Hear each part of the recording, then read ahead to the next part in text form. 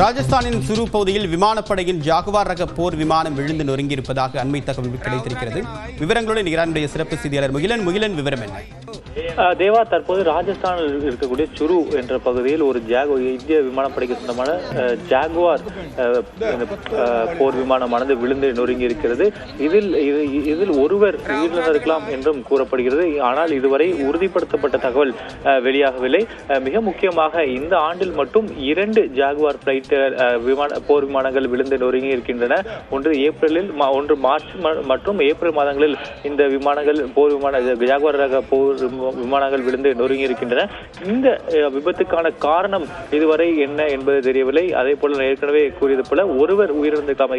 அதாவது இந்த போர் விமானத்தில் 2 பயணிக்கலாம், அதில் ஒருவர் இருந்திருக்கலாம் என்ற தகவல் தற்போது முதற்கட்டமாக வெளியாயிருக்கிறது. இனி இந்த விசாரணையை அடுத்துதான் இந்த விபத்துக்கான காரணம் என்ன என்பது தெரிய வரும். மிக முக்கியமாக இந்த விமானம் சுமார் 120 ஜாகுவார் போர் விமானங்கள் இந்தியாவிடம் தற்போது உள்ளது. இது ஒரு டீப் பெனட்ரேஷன் ஏர்கிராஃப்ட் என்று சொல்வார்கள். அதாவது சுக்கோய் போன்ற அந்த அதிநவீன விமானங்களுக்கு இணையான தாக்குதலில் ஈடுபடக்கூடிய வல்லமை பாய்ந்த விமானங்கள்.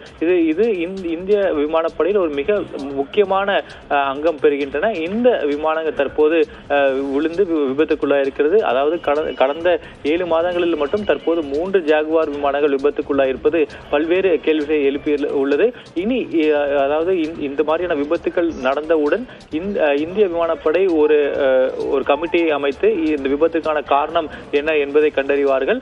அதைத் தொடர்ந்து இந்த விமானத்தில் ஏதேனும் தொழில்நுட்ப கோளாறுகள் இருக்கும் பட்சத்தில் மற்ற விமானங்களிலும் அதே தொழில்நுட்ப கோளாறு வருவதற்கான வாய்ப்பு இருக்கிறதா என்பது தொடர்பான ஆய்வுகள் எல்லாம் மேற்கொள்ளப்படும். தேவா, விரிவான தகவலுக்கு நன்றி.